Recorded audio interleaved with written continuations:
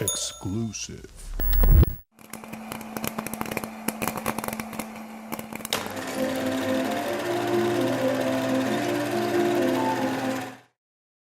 Hey Red Eye, I'm Veronica Roth, author of the Divergent series. The new movie Insurgent comes out March 20th, so hope you go see it. Thought it'd be fun to start out with a little game. Okay. I'm going to give you a bunch of sequels. Tell me your favorite between these two and any reason you may have. Okay. Which do you prefer between Teenage Mutant Ninja Turtles 2, The Secret of the Ooze, or D2, The Mighty Ducks? Oh my gosh, the Ooze. I love the Teenage Mutant Ninja Turtles. I don't know, it's the strangest concept for anything, but it's great. Yeah, I was never that big into Mighty Ducks. Really? Yeah, I mean, they're good, but, you know. How about Empire Strikes Back or Aliens? Empire Strikes Back. Because Star Wars. That's like I think that's the best Star Wars movie, probably. Oh, yeah. Yeah. I love Aliens. That's probably the best Aliens movie, also. It's a tough one. Yeah, but I, like, affinity for Star Wars overrules. How about Bill and Ted's Bogus Journey or Terminator 2? Terminator 2. Yeah. No hesitation there. No. I don't know. Toy Story 2 or Toy Story 3? Oh, Toy Story 3. Yeah, Oh. third one's I amazing. cried like a baby at that movie. How could anyone not? I know. Born Supremacy or Die Hard 2? Born Supremacy, just because I haven't seen Die Hard 2. Temple of Doom or The Two Towers? Two Towers. Lord of the Rings. Forever. And last one, Dark Knight or Godfather 2? Dark Knight. Haven't seen Godfather 2. I'm not like that. I don't know. And plus, you know, Batman. It's my favorite superhero. So. How different does it feel seeing the second movie based on your work on the screen versus how it felt with the first one? Well, I'm a little calmer about it this time. So the first one, it was just like, I don't know how this is going to be. I don't have any, and nothing in my life has prepared me for this moment, you know? But this time, I kind of knew a little more what to expect. And this was really interesting because so much of the work was in post-production because of all the CGI. Mm-hmm. And so seeing it all put together was really amazing because I'd only seen, like, you know, the cartoon versions before that, that they do beforehand to show you what it will look like. So it was really exciting, but I was a little more, like, level-headed about it. Yeah. Was your involvement with this one pretty much the same as it was with the first one, like advising on some things, but mostly just kind of letting the movie people do their thing? Yeah, pretty much. I mean, I was able to be on set for the first one a lot more because it was in Chicago, and I was just like, I'll take the train. But I was on set a lot, considering, for the second one, and I gave feedback about the script, and I was like the Divergent universe consultant, and that was great, and then I had a lot of time to write, so.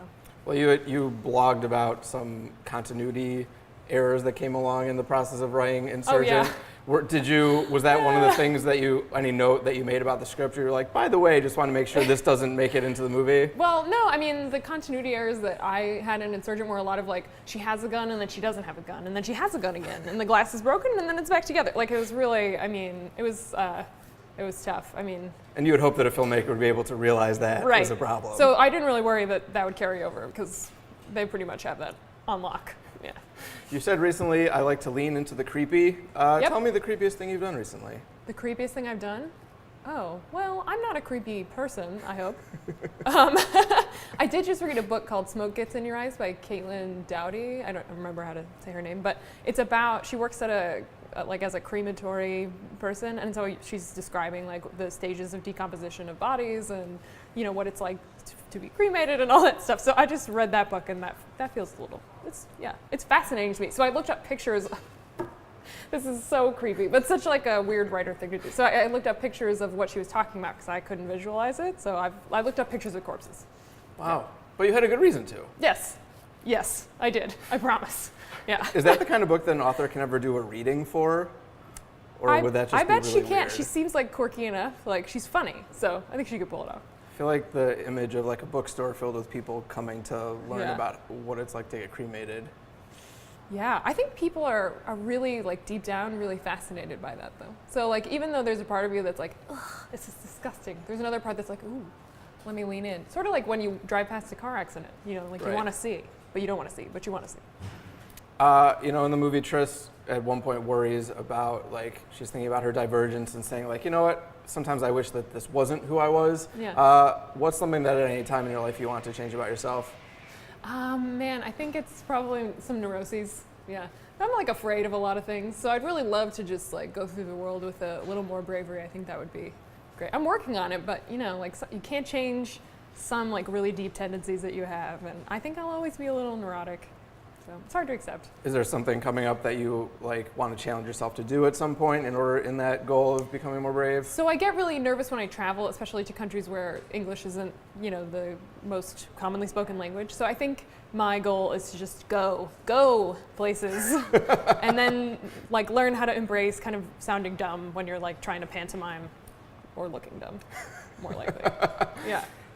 We had so much fun doing kind of a would you rather situation in our interview last year. I thought I would bounce some more would you rather situations off you. On. Yeah. Would you rather try to dodge a train or jump off a high ledge to grab a rope? Oh my God, I would rather dodge a train because I really hate heights. I would not like to do either of those things, to be clear. Not a choice. No, but. Take a truth serum or be stuck with 10 needles at once? 10 needles at once. I'm not afraid of needles. But you're afraid of the truth? Well, that serum is rough. It's not just the truth. It's like every little thing that like you'd prefer to keep private. And everybody's got private things. Yeah. Watch The Maze Runner or The Giver? Oh, no, don't make me choose between these things. Well, The Giver is like my first dystopian book. So I guess, I saw them both. So, but, I guess The Giver. Read Hunger Games or Harry Potter? Harry Potter. I love the Hunger Games, but Harry Potter's like, I grew up with that book. I'm a big Potterhead. You know that. Yes, right? I do. Yeah. I know you love both. That's why I had to challenge you. You're killing me here. Fight someone with silverware or your bare hands? Silverware. Why is that? Like, a fork could do a lot of damage, right? Yeah. I think so. Yeah. My delicate little fists would be. I like. With these rings, maybe. Watch Twilight New Moon or lick a pole on the CTA? I watched Twilight New Moon. Oh man, yeah, I've seen that movie already. So yeah. And I also wanted to, my colleague Mick Swasko for our weekly review series, thought of some other possible dystopian ideas, and since you are so immersed in this dystopian world, we wanted to bounce these ideas off of you. Let us know what you think of these ideas. Okay. In 2437, the remainder of humanity wars savagely over the last of Earth's food and resources, but they do so very slowly as a mass gravitational shift 300 years ago caused the Earth to rotate faster, causing everyone to evolve enormous legs and have very tiny upper bodies. Like T-Rexes? That's all the information I was given, but yeah. Yeah, so a planet full of T-Rexes. That's a great interpretation. Yeah. You think that's promising? We call it T-Rex Planet. It'll be like Jurassic Park meets the Hunger Games. Can we please get a book agent in here like now? I guess. Okay, Jason is an average teen but begins to have doubts about 2218's American government, in which a lottery system chooses a retail store to create the laws and social norms for the next decade. Jason joins a small but growing rebellion after the lottery chooses a leader he can't follow, Yankee Candle. Yankee Candle would be a terrible national leader. Why? Because have you smelled some of those candles? That's an intense scent. Can you imagine like a mandated Yankee Candle for every home? You don't get to choose your candle scent? Maybe it's like regional, like you guys get vanilla, nothing else? But don't you want to live in a world that's pungent? No, I don't want to live in a pungent world. We do live in a pungent world. Yeah. Touche. Yeah. In 2176, everyone finds out that all the animals in the zoo are and have always been fake. I'm not really sure where to go from here, but I know this is a solid start. Have always been fake. It would just be like, it would ruin so many childhood memories. The polar bear comes up to the glass. I'm curious how they've pulled it off this long. Yeah, that would be like the point of the movie or whatever it is, like explaining how they got away with it. That's like a big conspiracy theory. I know, it's amazing. Yeah. It's bigger than like we didn't walk on the moon, much bigger. All the animals are fake. To everyone in Drangles, apparently that's what the U.S. is called in 2316, to everyone in Drangles' surprise, mimes, a secret powerful society for years, mimes overthrow the world government. They force humanity into silence, and those who dare to speak are executed by a really big mime named the Fist. The Fist. Always a rebel. That is this is great. Okay, go Always on. a rebel, young Darby joins the Throat, a rebellion who seeks to stop them but also struggles with irritable bowel syndrome for some reason. Why? The stress, maybe? Some reason, yeah. You know, I think that could really work. Yeah, the mimes. The Fist. What? I had a thought. I can't remember what it was. I feel like the Fist logo would be like the Revolution hand at the top of their... So you know the Grand Budapest Hotel? How there's the like society of concierges? Yeah. The crossed keys, whatever. That's what it reminds me of. I love secret societies based on like kind of ridiculous groups, like mimes. Like think about a mime convention. Just imagine. I'm going to spend all day thinking about that. Yeah, we need to make this. This is the one I like the most. And the last one is... Oh, well, okay. In 2281, humanity has left a barren Earth to settle elsewhere in the solar system. Those who stay behind are forced to organize and realize their largest struggle. They all desperately wish to live in a dystopian society like those they read about in ancient novels, The Hunger Games and Insurgent, but can't decide which. The two factions fight about that. The series is 12 books. Well, I was thinking about this the other day. Like on Twitter, this came up somehow among me and some other authors. It's like the big meta dystopian novel is like factions based on each each like dystopian society, because they're all kind of divided, like separated, So it would be like Hunger Games fans versus Divergent fans versus Maze Runner fans versus like more classic I don't know, Brave New World. Yeah, it would be like the huge meeting in like a death arena, like televised. That's the big like meta dystopian novel. Yeah, it would be crazy. I'm not sure who would win. I think maybe the Hunger Games people might. Yeah. They're prepped for violence. Right. That's like, for the arena, that would be ideal for them.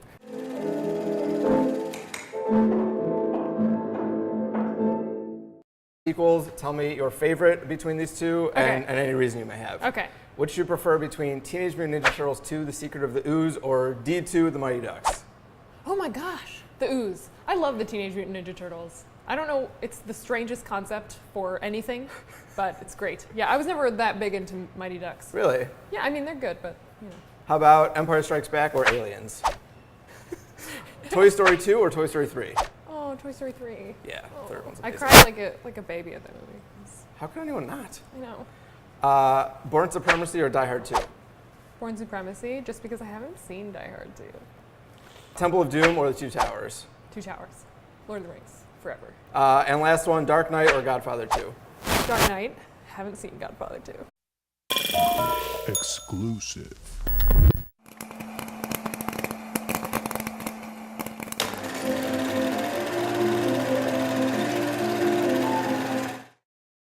Hey RedEye, I'm Veronica Roth, author of the Divergent series. The new movie Insurgent comes out March 20th, so hope you go see it. Thought it'd be fun to start out with a little game. I'm going to give you a bunch of Empire Strikes Back. Because Star Wars. That's like I think that's the best Star Wars movie, probably. Oh, yeah. Yeah. I love Aliens. That's probably the best Aliens movie, also. It's a tough one. Yeah, but I like affinity for Star Wars overrules. How about Bill and Ted's Bogus Journey or Terminator 2? Terminator 2. Yeah. No hesitation there. No. I don't know. I'm not like that. I don't know. And plus, Batman. It's my favorite superhero. So. How different does it feel seeing the second movie based on your work on the screen versus how it felt with the first one? Well, I'm a little calmer about it this time. So the first one, it was just like, I don't know how this is going to be. I don't have any